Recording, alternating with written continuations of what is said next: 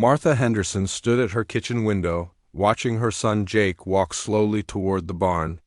His shoulders were bent down like he was carrying something heavy, but she knew it was not physical weight that made him look so tired. It was worry. The same worry that had been eating at him for months now. The morning sun was just coming up over the hills of their Wyoming ranch. The light made everything look golden and peaceful, but Martha knew better. Nothing was peaceful about their lives. Anymore, the ranch that had been in their family for 3 generations was in trouble. Big trouble. Jake was 45 years old now, and he had been running the ranch since his father died 5 years ago. Martha remembered how proud her husband Robert had been of this land. 2,000 acres of good grazing land where cattle could roam free. Robert's grandfather had started it all back in 1952, with just 50 head of cattle and a dream. Now that dream was turning into a nightmare. Martha poured herself a cup of coffee and sat down at the old wooden kitchen table. The same table where Robert used to spread out papers and plan for the next season. The same table where Jake now spread out bills and bank notices. Too many bills. Too many notices. She heard the sound of Jake's truck starting up outside. He was going to check on the cattle in the north pasture. It was something he did every morning, even though there were not as many cattle to check on anymore. They had sold half the herd last year just to pay some of the bills. The drought had been the worst part. 3 years with almost no rain. The grass turned brown and died. The creek that used to run year-round was now just a thin trickle. They had to buy hay to feed the cattle, and hay was expensive. Very expensive. Then there were the cattle prices. They kept going down while everything else kept going up. Feed costs, fuel costs, equipment repairs. It all added up to more money going out than coming in. Martha walked to the front porch and sat in her favorite rocking chair. This chair had been a gift from Robert on their 20th wedding anniversary.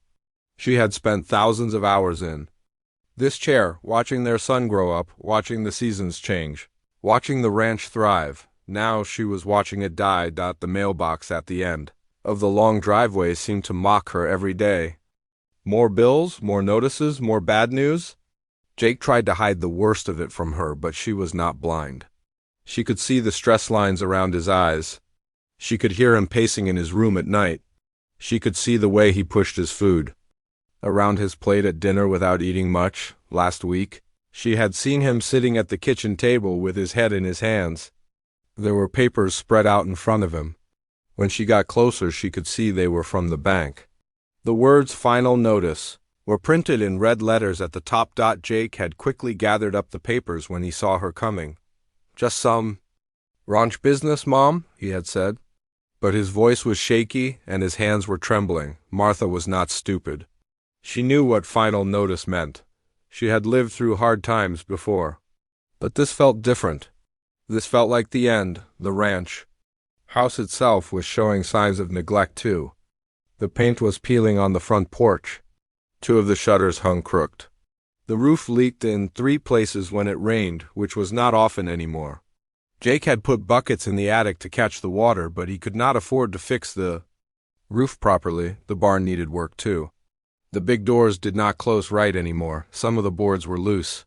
The tractor that Robert had been so proud of was sitting broken in the corner. Jake could not afford to fix it, so he had to borrow equipment from their neighbor when he needed it. Their neighbor, Tom Wilson, owned the ranch next to theirs. Tom had been having troubles too, but not as bad as Jake. Tom had offered to buy some of their land, but Jake had refused.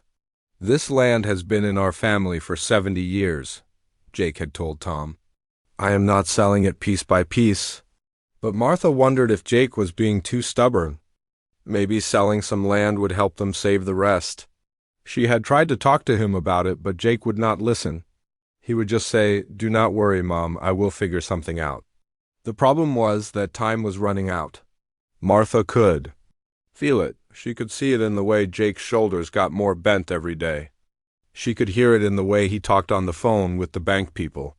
His voice would get quieter and quieter until he was almost whispering. 3 days ago, a man in a suit had come to the house. Martha had watched from the window as he and Jake walked around the property. The man was taking pictures and writing things down in a notebook.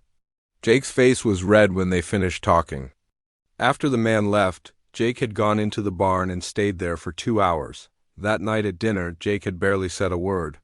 Martha had made his favorite meal, pot roast with potatoes and carrots, but he only ate a few bites before pushing his plate away. "The food is fine, Mom," he had said when she asked if something was wrong. "I'm just not hungry." But Martha knew it was not about the food. It was about everything else.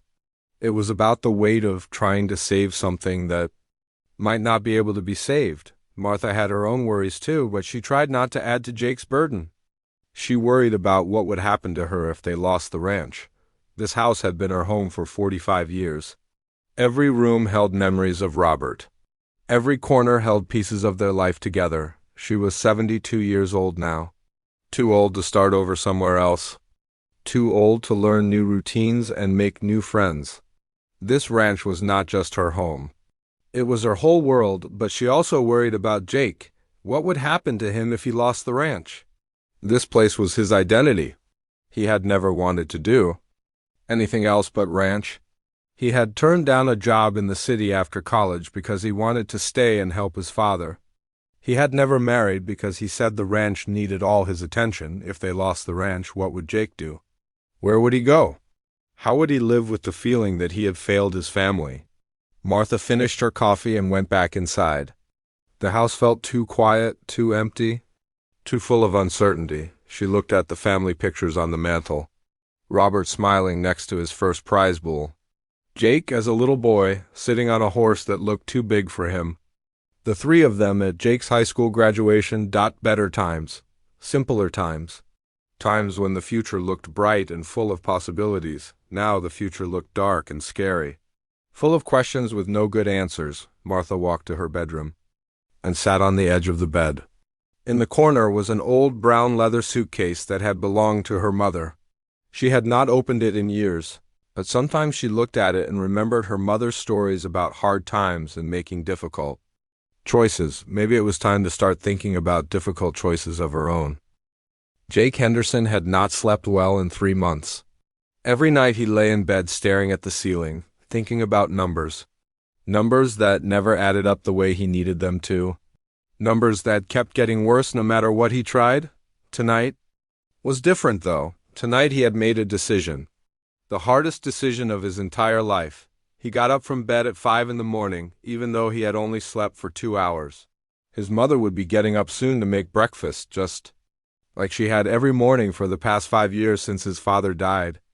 Just like she had done for 45 years before that. Jake walked to the kitchen and started the coffee. His hands were shaking a little, but not from the cold. He was nervous about what he had to do. What he had to say. The bank had called yesterday afternoon. The final notice. They were starting foreclosure proceedings next week. Unless Jake could come up with $50,000 immediately, they would lose everything. The house, the barn, the land, all of it. Jake had spent the whole day driving around, trying to think of solutions. He had called every person he could think of who might lend him money. Uncle Pete in Colorado said he wished he could help, but his own farm was struggling. His cousin Danny in Texas was dealing with his own money problems. The bank in the next town over would not even take his call after they heard his name. There was only one option left. An option that made Jake feel sick to his stomach every time he thought about it. He heard his mother's footsteps in the hallway. She always got up at 5:30, no matter what. Even when she was sick with the flu last winter, she had gotten up to make breakfast. "Morning, Jake," Martha said as she came into the kitchen. She was wearing her old blue bathrobe and her gray hair was still messy from sleep, but she was smiling like she did every morning. "Morning, Mom," Jake said. His voice sounded strange, even to himself. Martha looked at him more carefully. "You look tired, honey. Did you sleep at all?" "A little," Jake lied. He poured coffee for both of them and sat down at the kitchen table. The same table where he had eaten breakfast every morning of his childhood. The same table where his father had taught him how to read cattle prices in the newspaper. Martha started making eggs and bacon, humming a little song under her breath. It was something she did when she was trying to stay cheerful. Jake recognized the tune. It was an old song. His father used to sing when he was working in the barn. "Mom," Jake said suddenly, "we need to talk." Martha turned around from the stove. She must have heard something in his voice because her smile disappeared. "What is it, Jake?" "Sit down, please." Martha turned off the stove and sat across from him at the table. Her hands were folded in her lap, and she was looking at him with worry in her eyes. Jake had practiced this conversation in his head 100 times, but now he could not remember any of the words he had planned to say. He took a deep breath and started over. "Mom, you know we have been having money troubles." "Yes," Martha said quietly. "I know." "Well, it is worse than I let on, much worse." Jake's voice was getting quieter with each word. "The bank is taking the ranch, Mom, next week. There is nothing else I can do to stop it." Martha did not say anything for a long time. She just looked down at her hands. Jake could see that she was not surprised. She had probably known this day would come. "I see," she finally said. "What happens now?" This was the hard part. The part that Jake had been dreading. "I found a buyer for the house and the land around it, a development company. They want to build houses here. The money from that sale will pay off most of the debts. And the rest of the ranch? I can keep about 300 acres. Enough for a small operation. Maybe I can build it back up someday."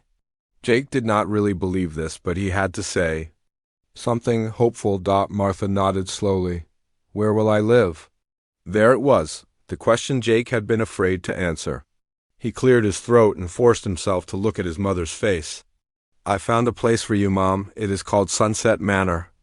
It is an assisted living place in Denver. It is nice. Really nice. They have activities and other people your age to talk to. You would have your own apartment." Martha's face went very pale. "You want me to leave the ranch?" "I do not want you to, Mom. I have to ask you to. I cannot afford to take care of both of us anymore. And with the construction happening here, it would not be peaceful for you anyway." Jake felt like he was choking on the words. This was his mother. The woman who had raised him, cooked for him, worried about him every day of his life. The woman who had never asked for anything except to stay in the home she loved. "How long do I have?" Martha asked. Her voice was very quiet. "1 week," Jake said. "I'm sorry, Mom. I am so sorry. I know this is not fair to you. I know I'm asking too much." Martha stood up and walked to the window.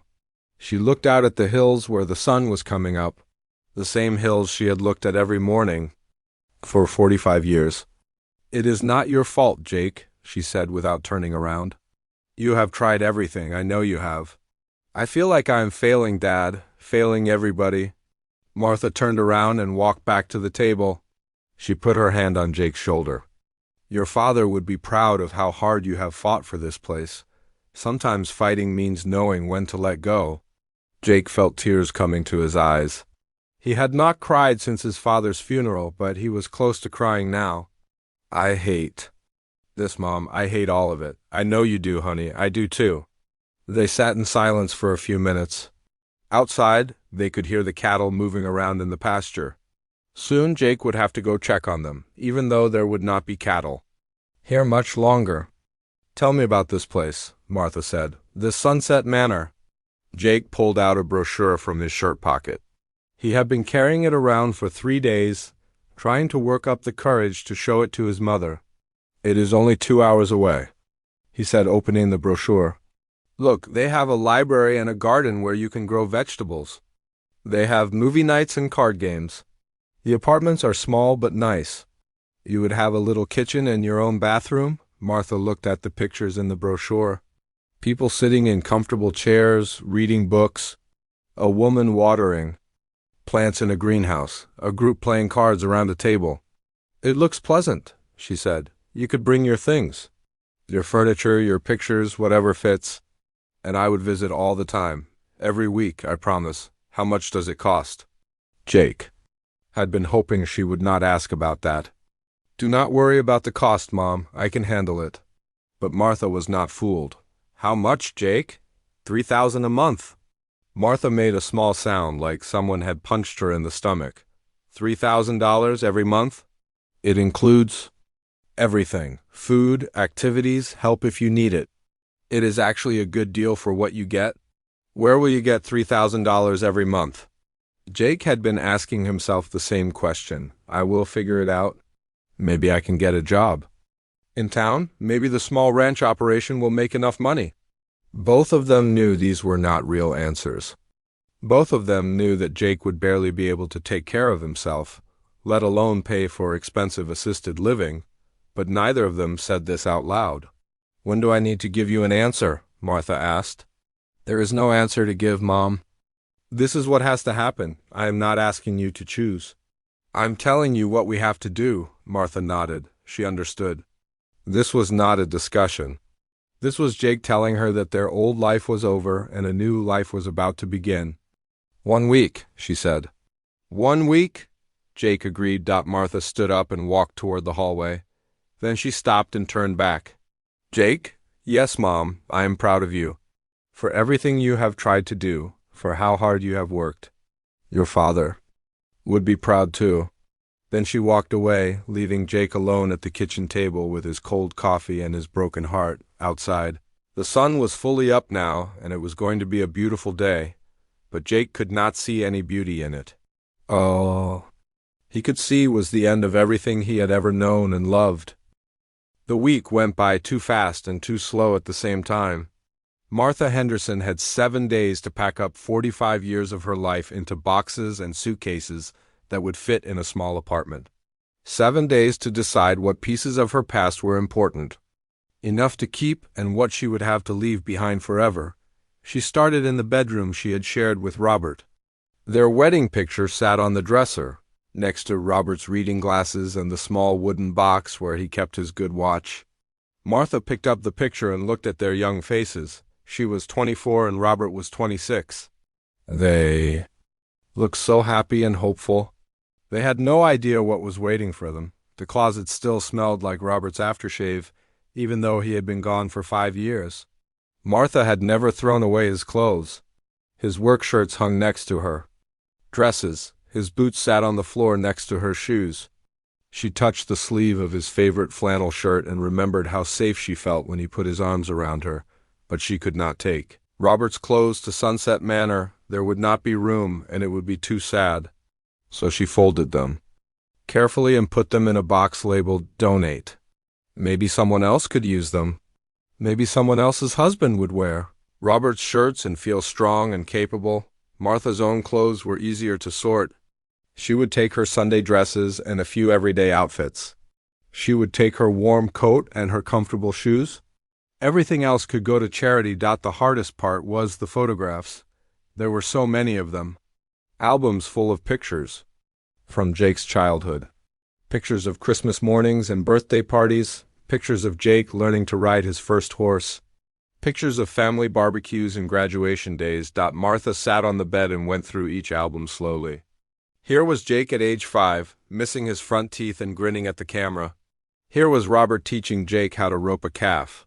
Here was the whole family at Jake's high school graduation. She could not take all the albums.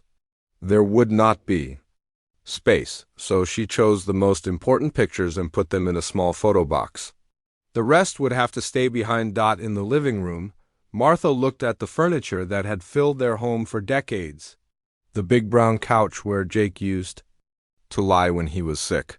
The rocking chair where she had rocked Jake to sleep as a baby. The coffee table that Robert had made himself from wood he cut on their own land. The furniture was too big for an assisted living apartment. She could take a few small things, her jewelry box, the lamp that had been her mother's, the small bookshelf, with her favorite novels. Everything else would be sold or given away. Jake tried to help, but Martha could see that going through their belongings was almost too hard for him. He would pick up something like his father's hammer or his old baseball glove, and his face would get that look it got when he was trying not to cry.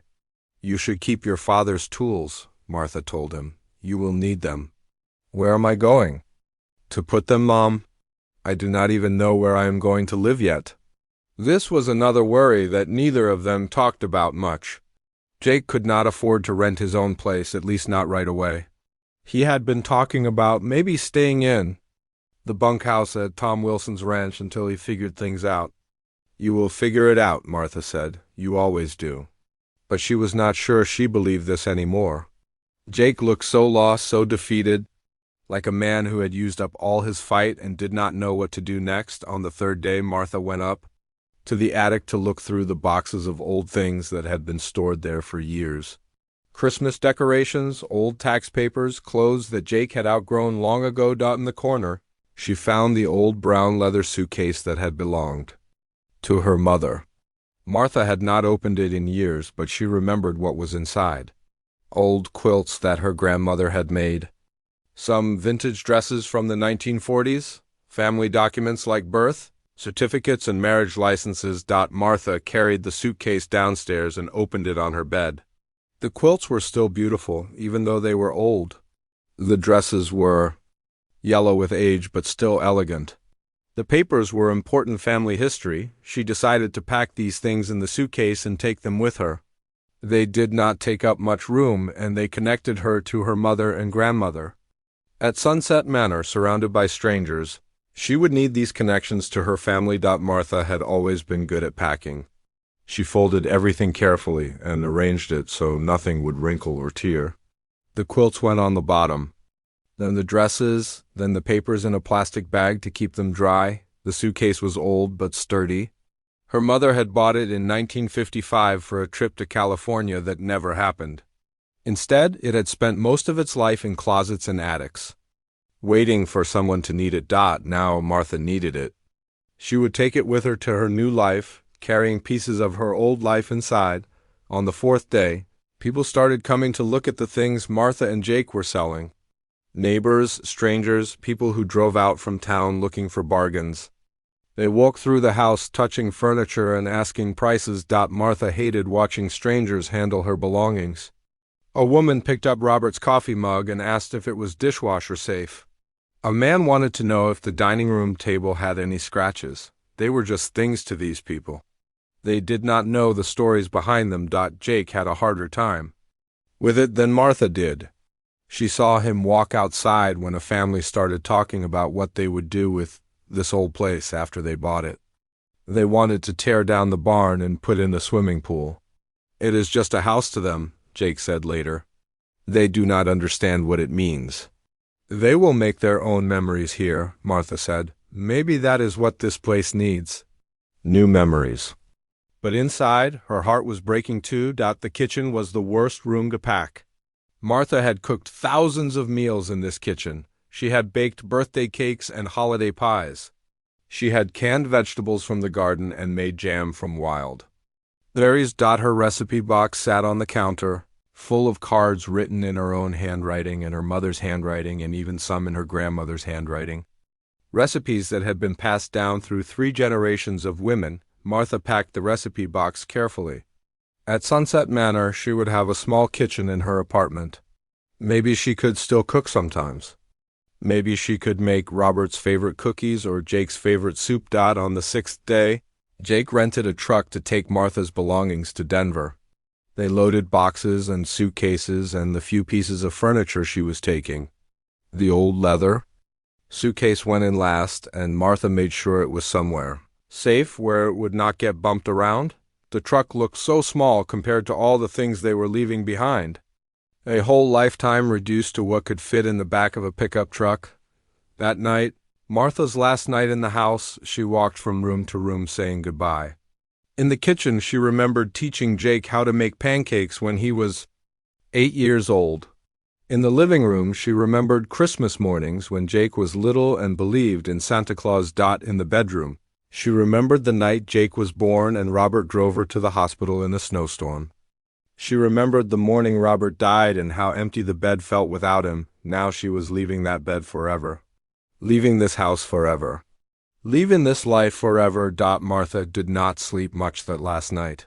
She lay in bed listening to the sounds of the house, the way the wind made the windows rattle, the way the floorboards creaked when the temperature changed, the way the refrigerator hummed in the kitchen. Tomorrow she would wake up in a different place.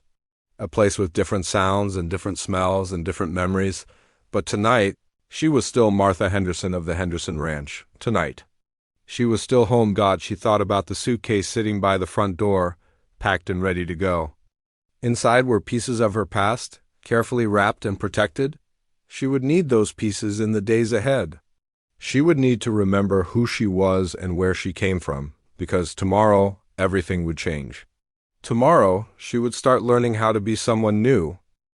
The morning Martha Henderson left the ranch forever was gray and cold. October clouds hung low over the Wyoming hills, and there was a bite in the air that promised winter was coming soon. It seemed right somehow that the day should be gloomy.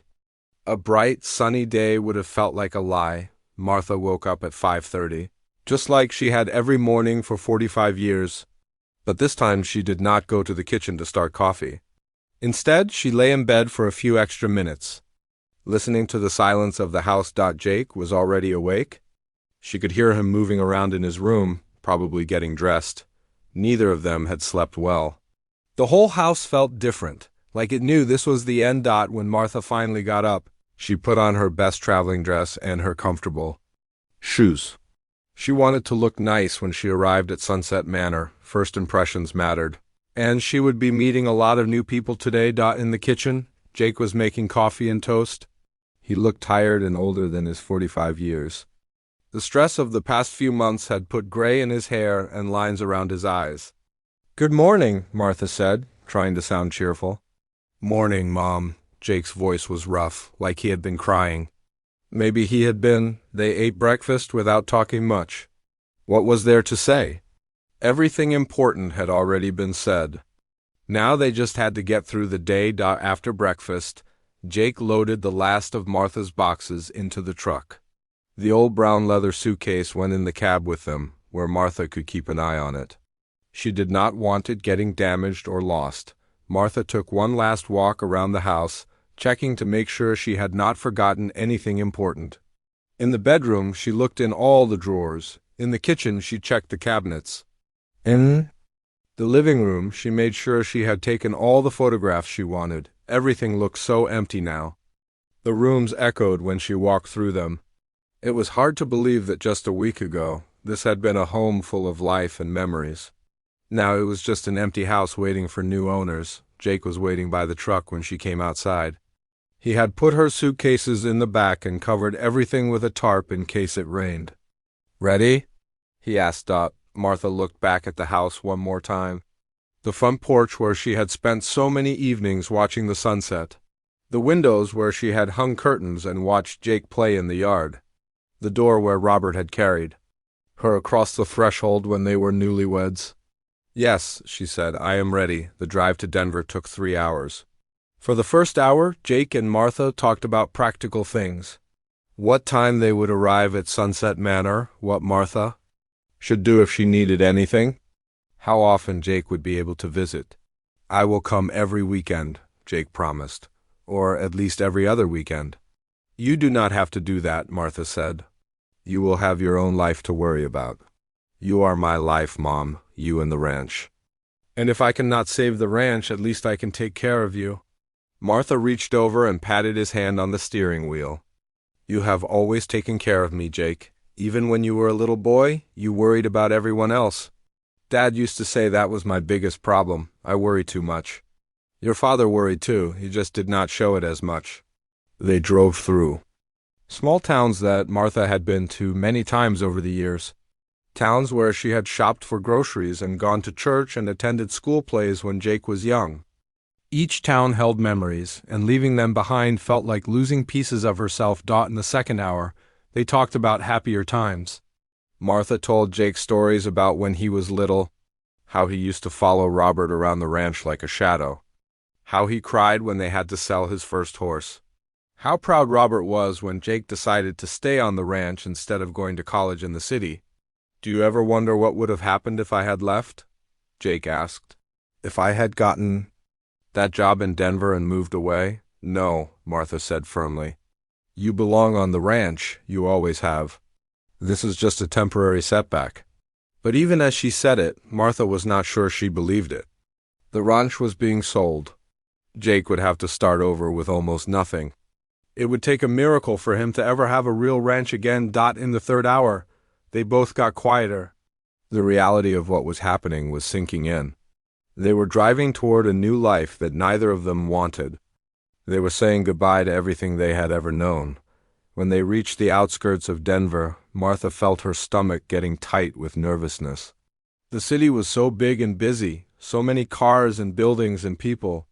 She had not lived in a city since she was a young woman. Before she met Robert, Sunset Manor was in a quieter part of the city, surrounded by trees and gardens. The building was nice enough, red brick with white trim and big windows. It looked like a place where people could be comfortable, but it did not look like home.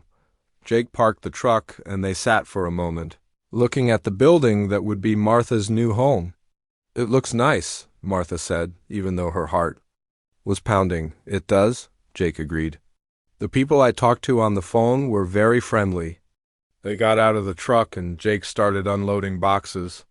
A woman in a blue uniform came out to help them. She had a kind face and a warm smile. "You must be Mrs. Henderson," she said. "I am Susan, and I will be helping you get settled today." Susan showed them to Martha's apartment on the second floor. It was small but clean, with a tiny kitchen, a living area, and a bedroom. The windows looked out over the garden, which was pretty even though most of the flowers were finished for the year. "This is nice," Martha said, and she meant it. The apartment was pleasant, but it was not home. Jake carried in all the boxes and suitcases. He set up Martha's bed and helped her arrange her furniture. They hung her pictures on the walls and put her books on the shelves. When they were finished, the apartment looked a little more like a place where Martha could live. Her things made it feel more personal, more familiar, but Jake still had to leave, and that was the hardest part. They stood in the small living room, not knowing what to say.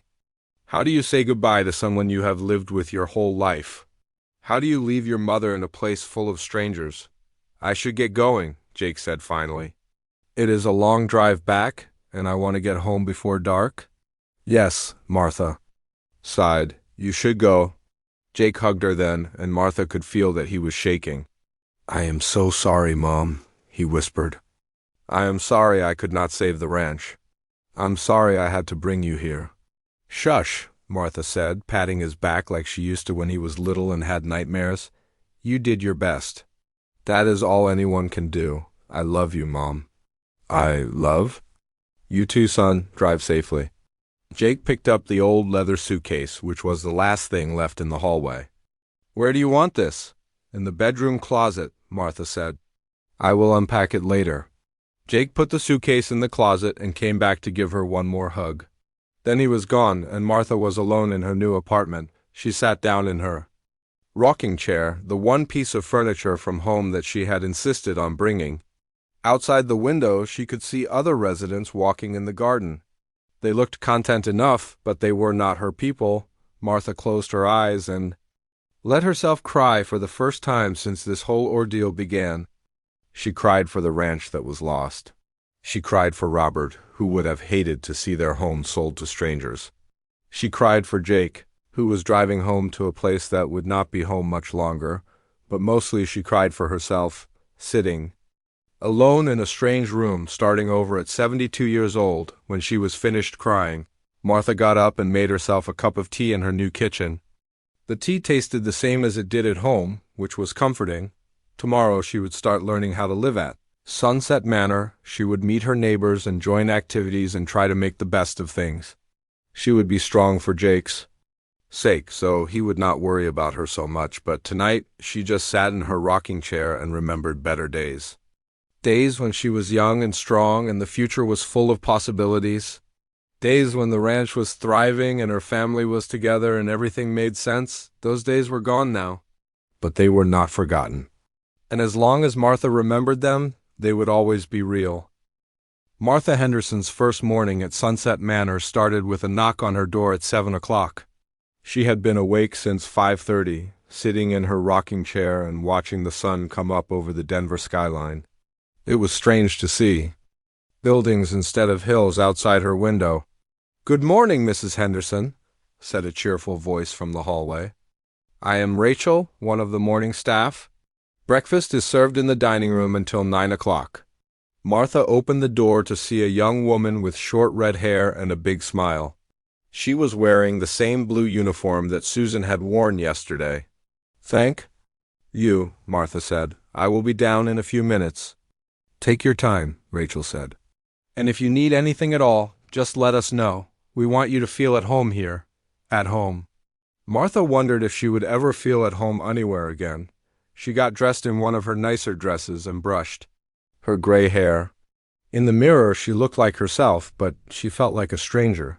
Everything around her was different. The sounds were different. The smells were different. Even the air felt different. The dining room was on the first floor, and it was already full of people when Martha arrived. Most of them looked to be around her age, though some seemed older and some seemed younger.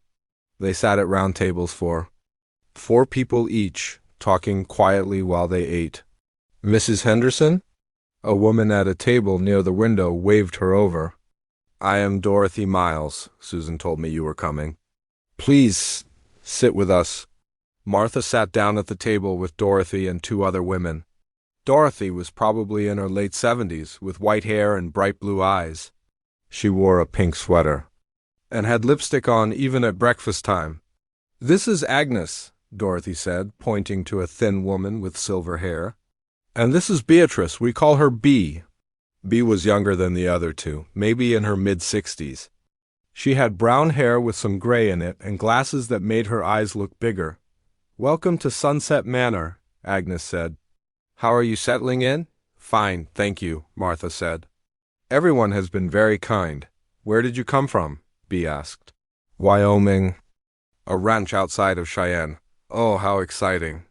Dorothy said, I have never lived on a ranch. Was it wonderful? Martha thought about how to answer that question. Was it wonderful? Yes, it had been. But it was also hard work and worry and struggle, and in the end, it had not been enough. It was my home, Martha said simply. The other women seemed to understand that this was all she wanted to say about it right now. They talked about other things while they ate. The weather, which was supposed to turn colder this week. The activities that were planned for today. The new movie they would be showing on. Friday night, after breakfast, Dorothy offered to show Martha around the building. They walked through the activity room, where some residents were playing cards and others were doing puzzles. They saw the library, which was small but had comfortable chairs and good light for reading. Do you like to read? Dorothy asked. Yes, Martha said. I brought some of my favorite books with me. Good, the library gets new books every month, and we have a book club that meets on Wednesdays. You should come. They visited the craft room, where a group of women were making Christmas decorations even though it was only October. They saw the small chapel where services were held on Sundays. They looked at the garden, which was beautiful even though most of the flowers were finished for the season. In the spring we can plant vegetables if we want, Dorothy explained. I grow tomatoes every year. Nothing tastes as good as a tomato you grew yourself, Martha agreed. She had always kept a large garden at the ranch. It would be nice to have dirt under her fingernails again, even if it was just a small plot by lunchtime. Martha had met a dozen people and seen every part of Sunset Manor. It was a nice place. The staff was friendly and helpful. The other residents seemed pleasant enough. The food was good, though not as good as her own cooking, but it was not home. That afternoon, Martha went back to her apartment to rest. She was tired from meeting so many new people and trying to remember all their names. She sat in her rocking chair and looked around at her new living space. Her pictures were on the walls now. Her books were on the shelves. Her favorite lamp was on the small table next to her chair. It looked like her things, but it did not feel like her place. Martha got up and went to the bedroom closet. In the corner was the old brown leather suitcase she had brought from the ranch. She had not unpacked it yet because she wanted to wait until she was settled. Now seemed like the right time. Martha lifted the suitcase onto her bed and opened the latches. Inside were the quilts her grandmother had made, the vintage dresses from her mother, and the family documents she had saved. She touched each item gently, remembering the stories that went with them, but she did not take anything out of the suitcase. Instead, she closed it again and put it back in the closet. She was not ready to unpack these memories yet. Maybe later, when this place felt more like home over the next few weeks. Martha settled into a routine at Sunset Manor. she ate meals with Dorothy Agnes. And B, she joined the book club and discovered that she enjoyed talking about stories with other people. She helped in the garden, preparing the beds for winter. She learned that Agnes had been a schoolteacher for 40 years. B had worked as a nurse and had 3 children who lived in other states. Dorothy had been married to a man who sold insurance, and they had traveled all over the country before he died. Everyone had a story. Everyone had left something behind to come here. Martha made friends slowly. She was not naturally outgoing like Dorothy, but people seemed to like her quiet, steady way of being. She was a good listener, and she gave thoughtful advice when people asked for it. But she never talked much about the ranch or Jake or why she had come to Sunset Manor. That was too private, too painful. When people asked, she just said her son thought it would be better for her to be around other people her age. Jake called every few days, and he visited twice in the first month. He always asked how she was doing and if she needed anything. Martha always said she was fine, and that Sunset Manor was very nice. She did not tell him how lonely she felt at night when she lay in the strange bed in the strange room. She did not tell him how much she missed the sound of cattle and the smell of hay and the feeling of space all around her. She did not want Jake to worry about her more than he already did. He had enough problems of his own from their phone calls.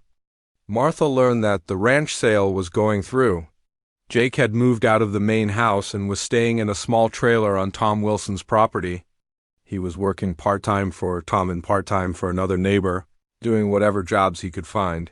He sounded tired and discouraged, but he tried to stay positive when he talked to her. "I'm doing fine, Mom," he would say. "Do not worry about me," but Martha did worry. She worried that Jake was not eating enough or sleeping enough. She worried that he was giving up on his dreams. She worried that sending her away had broken something inside him that would never heal. At night, when the building was quiet and she could not sleep, Martha would think about the suitcase in her closet. Sometimes she almost got up to open it and look at the quilts again. They would remind her of better times, of people who had loved her, but she always stopped herself. She was not ready for those memories yet. She was still trying to figure out how to live in the present.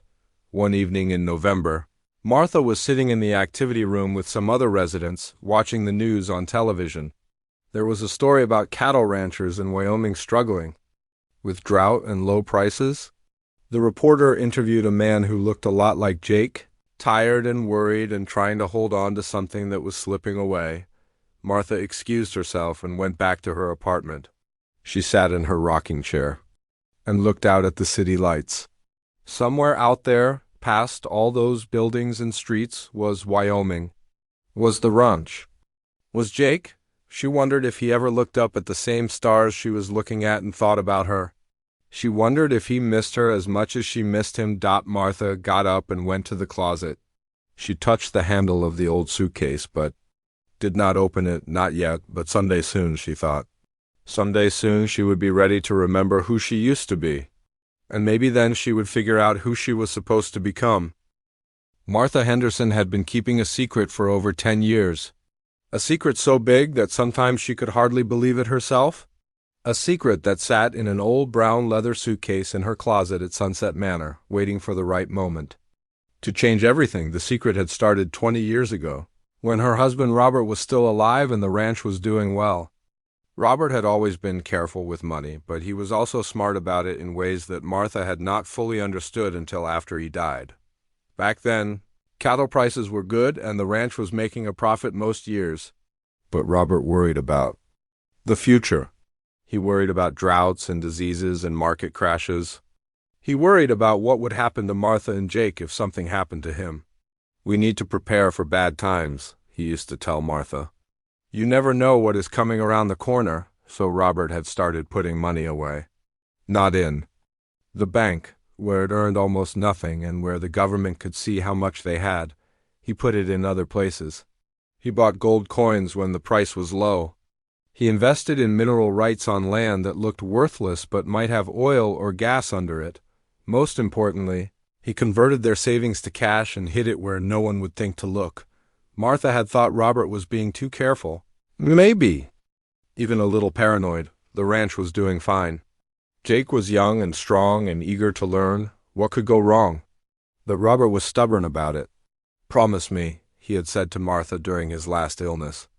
"Promise me you will not touch this money unless there is no other choice? Unless everything else is gone?" Martha had promised, even though she did not really understand why it was so important to him. After Robert died, Martha had almost forgotten about the hidden money. Jake took over the ranch and seemed to be doing well. The first few years were good ones. There was plenty of rain, cattle prices stayed steady, and Jake was learning how to be a successful rancher.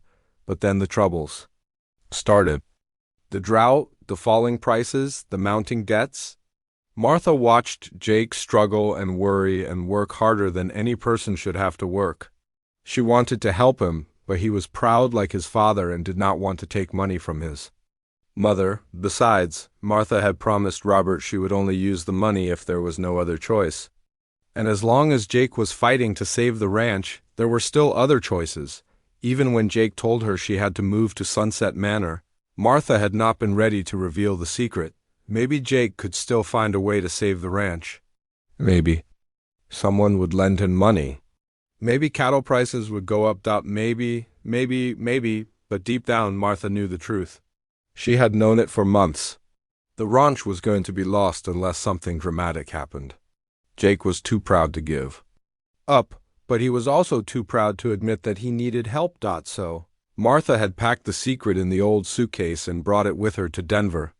She had hidden it in her closet and waited to see what would happen next. Now, 2 months later, she was still waiting. Still hoping that Jake would find another way. Still keeping her promise to Robert. The secret was this, hidden in the false bottom of the suitcase, sewn into the lining of her grandmother's quilts, and stuffed inside the sleeves of her mother's old dresses. Martha had $1.4 million in cash and gold coins. Robert had been very clever about how he hid it. He had taken apart the suitcase and built a new bottom that was 2 inches higher than the original. In that space, he had put stacks of $100 bills wrapped in plastic. He had sewn gold coins into the quilt so carefully that you could not feel them unless you knew exactly where to look. He had even put cash inside the shoulder pads of the old dresses. Martha had watched him do some of this work, but she had not realized how much money he was hiding until after he died and left her detailed instructions in a letter that was locked in their safe deposit box. "If you are reading this," the letter had said, "then I am gone and you need to know about our insurance policy. Not the kind you buy from a company, but the kind you make yourself." The letter had included a hand-drawn map of the suitcase, showing exactly where everything was hidden. It also included a list of safety deposit boxes in 3 different banks, where Robert had put more cash and gold and important papers. Altogether, Robert had hidden away almost $2 million over the course of 15 years. Money from good years on the ranch. Money from wise investments. Money that he had slowly and carefully converted to things that would hold their value no matter what happened to the economy. "This is for you and Jake," the letter had said. "But only use it if you have to. Only use it if everything else is gone." Martha had been amazed and grateful and a little angry when she first read the letter. Why had Robert not told her about this while he was alive? Why had he made her worry about money when there was so much of it hidden away? But over time, she had come to understand his reasoning. If she had known about the money, she might have been tempted to use it too soon. She might have encouraged Jake to spend it on things that were not absolutely necessary. She might have told someone else about it, and secrets like this were only safe if no one knew about them. Robert had wanted to make sure that this money would be there for a real emergency. Not just a difficult year or a bad season, but a true disaster that threatened to destroy everything they had built. Now that disaster had arrived. Martha spent her days at Sunset Manor thinking about the suitcase in her closet. She thought about it while she ate meals with her new friends. She thought about it while she worked in the garden. She thought about it while she lay in bed at night, listening to the unfamiliar sounds of the city. Every time Jake called, she almost told him about the money. Every time he visited, she almost took him to the closet and opened the suitcase.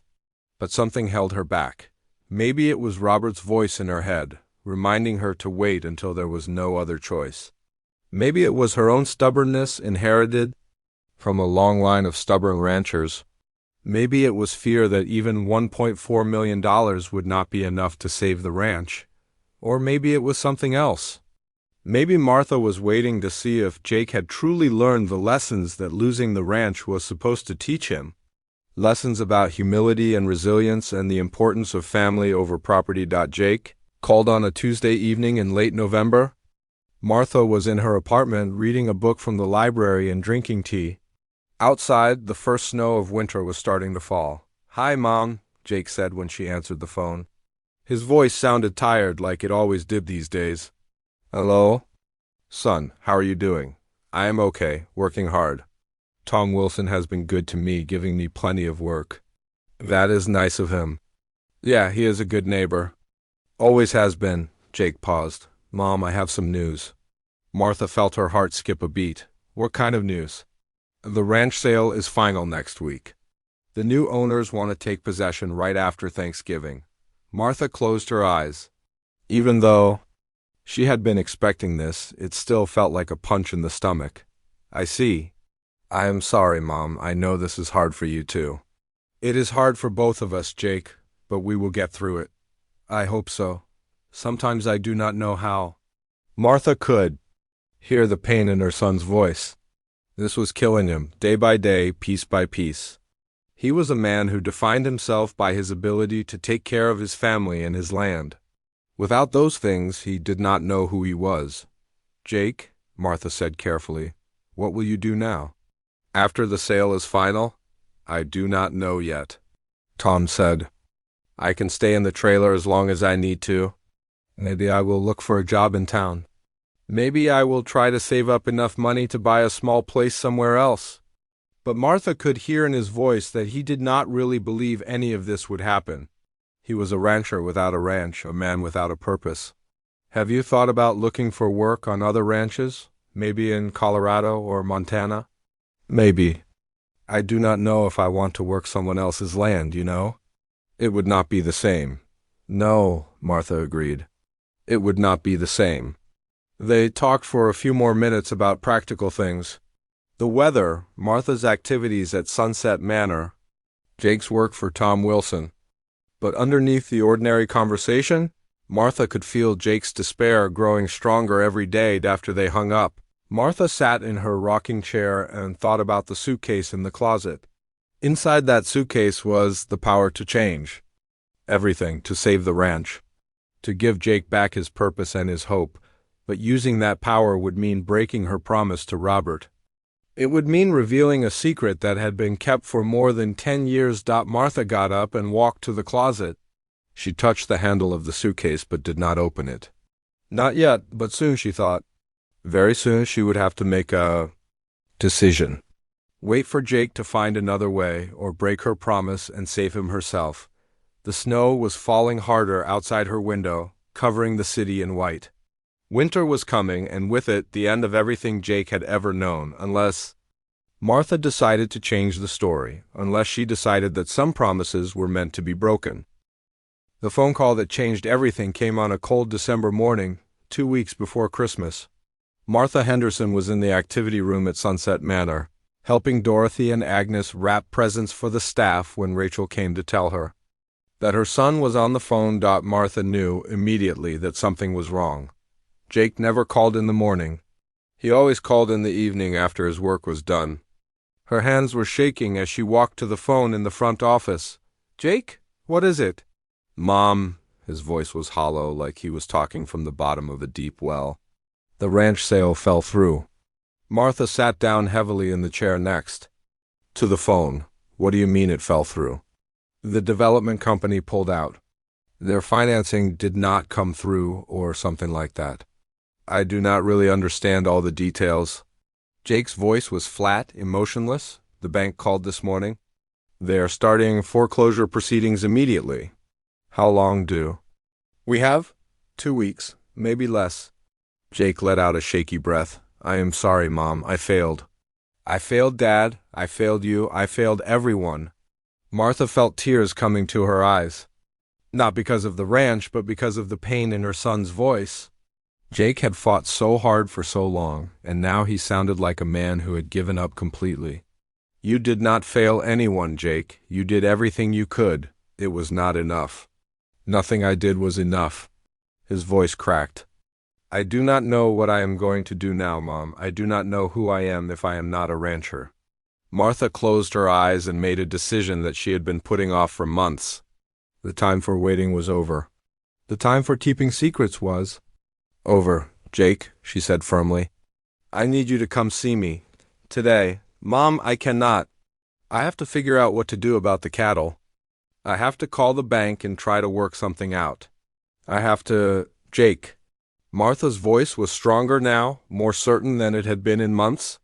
Stop. Stop trying to figure everything out by yourself. Come see me today, right now. I have something to show you. What kind of something? Something that might change everything? But I need to show it to you in person. Jake was quiet for a moment. Then he said, Mom, if this is about you giving me your Social Security money or something like that, I cannot take it. You need that money to live on? This is not about my Social Security money. This is about something much bigger than that. Please, Jake, trust me. Come see me now. Another pause. It will take me 3 hours to drive there. I will be waiting. After Jake hung up, Martha went back to her apartment and sat in her rocking chair. For the first time in months, she felt calm. The decision was made.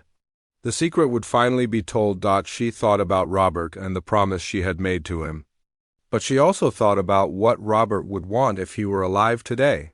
He would want Jake to have a chance. He would want the ranch to stay in the family. He would want Martha to use the money he had so carefully hidden away. This was the emergency he had prepared for. This was why he had spent 15 years converting their wealth into cash and gold and hiding it where no one would think to look. Martha went to her bedroom closet and pulled out the old brown leather suitcase. For the first time since she had arrived at Sunset Manor, she was going to open it completely. She was going to reveal everything that Robert had hidden inside. She carried the suitcase to her bed and opened the latches. Inside were the familiar items she had packed months ago. Her grandmother's quilts, her mother's dresses, the family documents. But today, she was going to show Jake what was really inside these innocent-looking belongings. Martha spread the largest quilt on her bed and ran her hands along the edges until she found the small opening that Robert had sewn shut with tiny, careful stitches. She used a pair of scissors to cut the threads and reached inside. Her fingers found the first gold coin, then another, then another. 10 gold coins in total, each one worth more than $1,000. She did the same with the other quilts, finding more coins and small rolls of cash that Robert had hidden in the batting. The vintage dresses were next.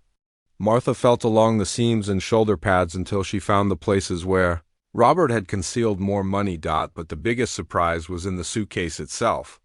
Martha had never examined it closely before, but now she could see what Robert had done. The bottom of the suitcase was higher than it should be. There was a hidden compartment underneath. Martha felt around the edges of the false bottom until she found the catch that Robert had built into it. When she pressed it, the bottom panel came loose, revealing a space filled with neat stacks of $100 bills wrapped in plastic. Martha had seen this money once before, years ago when Robert was putting it away, but she had forgotten how much there was. Stack after stack of bills, more money than most people would see in their entire lives. She counted it carefully. $1.4 million, just like Robert's letter had said. Enough money to pay off all the ranch's debts and still have plenty left over for improvements and new equipment. Martha sat on the bed, surrounded by cash and gold coins and the carefully opened quilts. She felt like she was sitting in the middle of a miracle that Robert had prepared for them 15 years ago, knowing that someday they might need it. Now they needed it more than ever. Martha heard a knock on her door 3 hours later. She had spent the time carefully organizing everything so that Jake could see it all at once.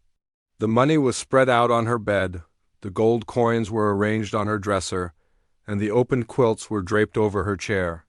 "Come in," she called Jake. Opened the door and stepped inside. He looked terrible. His hair was messy, his clothes were wrinkled, and his eyes were red like he had been crying during the drive.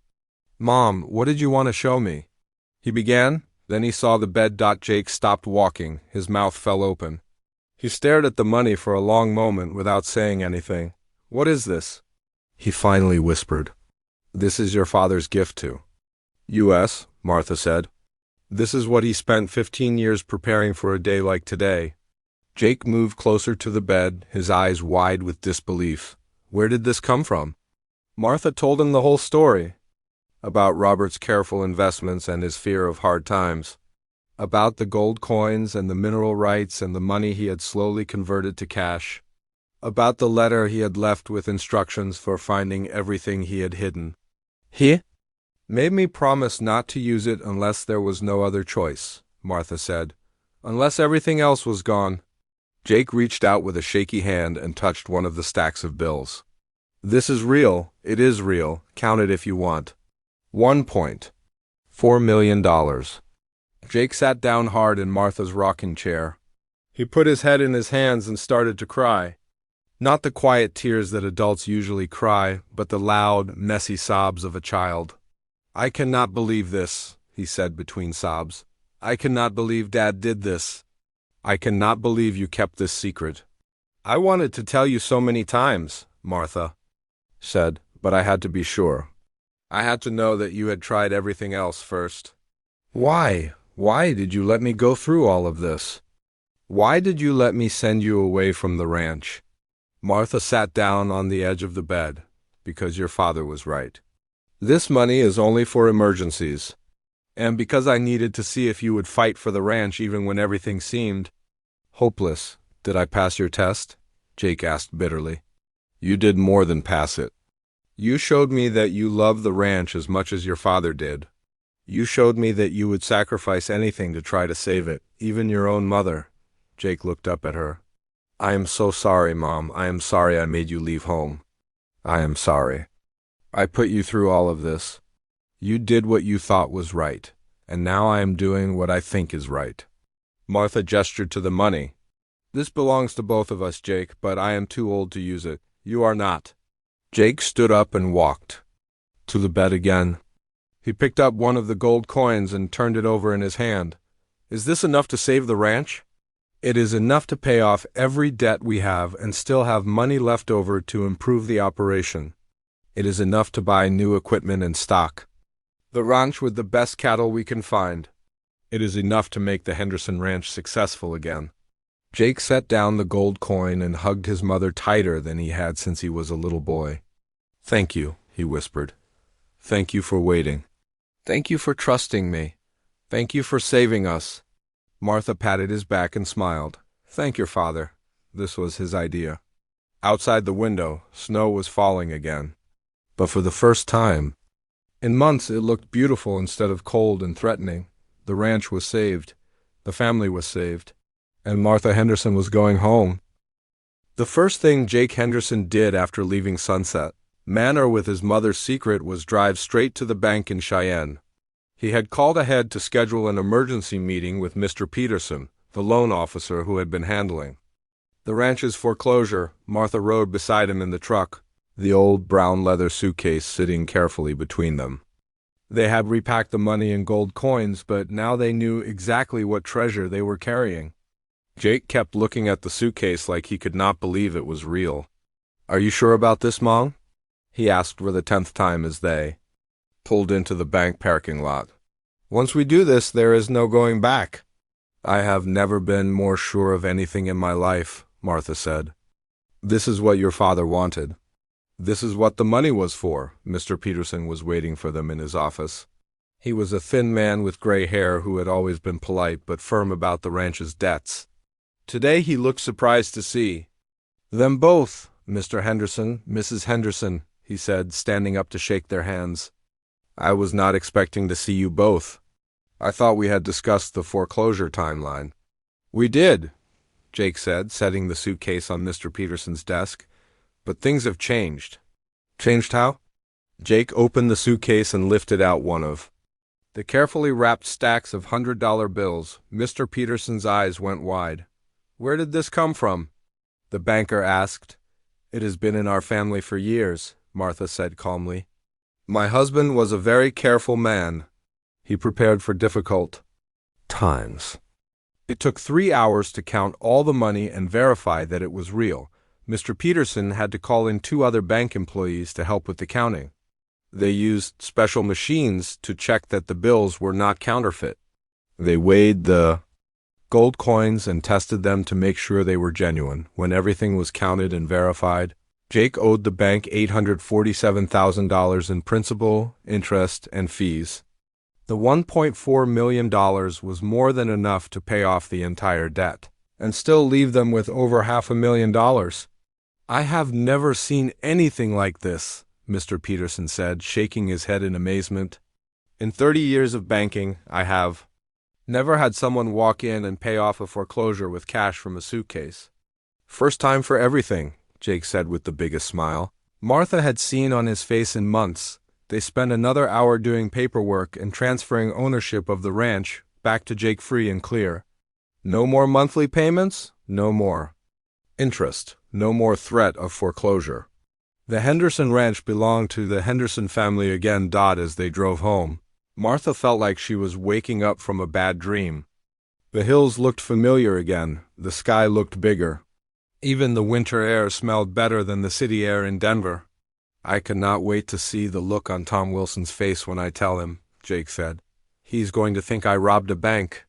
What will you tell people about where the money came from? The truth, that Dad was smarter than any of us knew. When they pulled up to the ranch house, Martha felt tears in her eyes. The building looked exactly the same as it had 3 months ago when she left. The peeling paint, the crooked shutters, the broken steps.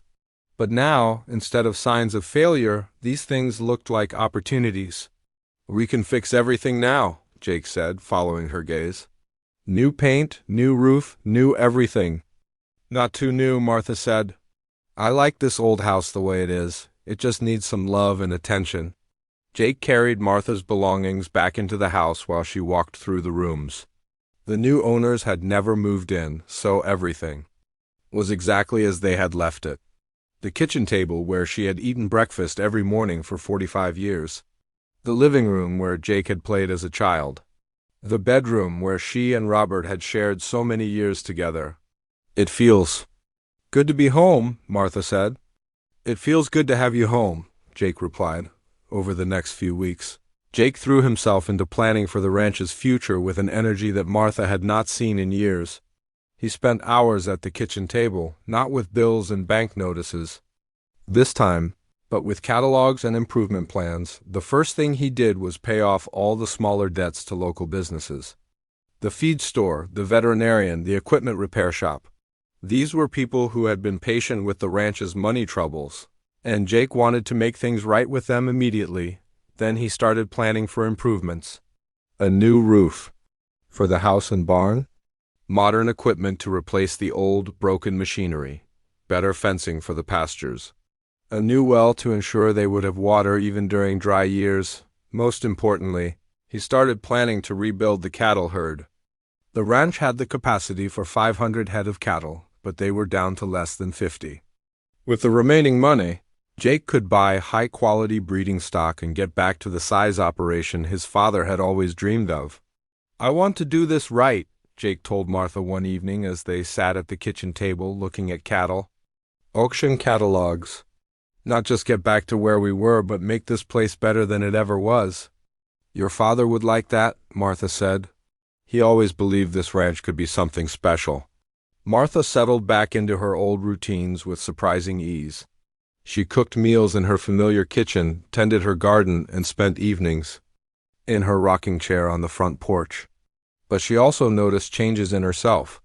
Her time at Sunset Manor had taught her that she was stronger and more adaptable than she had thought. She stayed in touch with Dorothy, Agnes, and Bea from Sunset Manor. They called each other every week to share news and gossip. Martha even drove to Denver once a month to visit them and help with activities at the facility. You look different, Dorothy told her during one of these visits. Happier, more peaceful. I feel different, Martha admitted. I learned that can survive anywhere. That made coming home even sweeter. By spring, the ranch was transformed. The house had a new roof and fresh paint. The broken shutters were repaired and painted white. The front porch had new steps and railings. Inside, Martha had new curtains and Jake had fixed all the leaky faucets and squeaky doors. The barn was rebuilt with modern equipment and better ventilation for the cattle. Jake had installed a new irrigation system that would help the pastures stay green even during dry spells.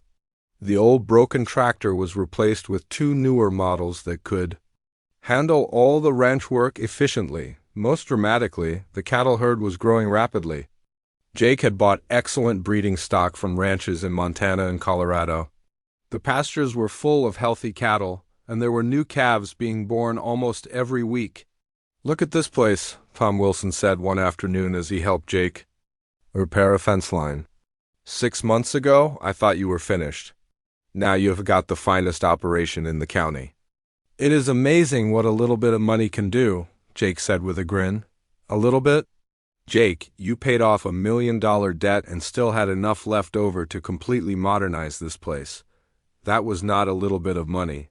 Jake laughed. "You are right. Dad was apparently a better businessman than any of us knew." The old brown leather suitcase now sat in a place of honor in Jake's office, which was a small room off the kitchen where he kept ranch records and planned for the future. Martha had suggested they display it there as a reminder of Robert's wisdom and foresight. "Every time I look at that suitcase, I remember how close we came to losing everything," Jake said. "And I remember how important it is to plan for hard times." "Your father would be proud," Martha said. "Not just of the money he saved, but of how you used it." Jake had learned valuable lessons from almost losing the ranch. He was more careful with spending now, more conservative with debt, and more focused on building reserves for difficult years. He had also learned to ask for help when he needed it instead of trying to handle everything alone. Martha had learned lessons too. She had discovered that she was stronger than she thought, that she could adapt to new situations and make new friends. But she had also learned how precious her real home was and how important it was to fight for the things that mattered most. As summer approached, the ranch was busier and more prosperous than it had been in years. Jake hired 2 full-time ranch hands to help with the cattle and the growing operation. Martha planted the biggest garden she had ever attempted, with enough vegetables to feed the workers and plenty left over to can for winter. One evening in late June, Martha and Jake sat on the front porch watching the sunset over the hills. The cattle were grazing peacefully in the distance, and everything was green and beautiful after a good spring rain. "Do you ever think about what would have happened if Dad had not hidden that money?" Jake asked. "Sometimes," Martha said. "But I try not to think about it too much. We are here now, and that is what matters. I still feel guilty about sending you to Sunset Manor. Do not feel guilty. That experience taught me things I needed to learn. And it taught you things you needed to learn too." "Like what?" "Like how much we need each other, like how important family is. Like how home is not just a place, but the people you share it with." Jake reached over and took his mother's hand. "I am glad you are home, Mom. I am glad to be home, son." As the stars came out, Martha thought about Robert and how proud he would be to see what his careful planning had accomplished. He had saved more than money in that old suitcase. He had saved their family, their legacy, and their future.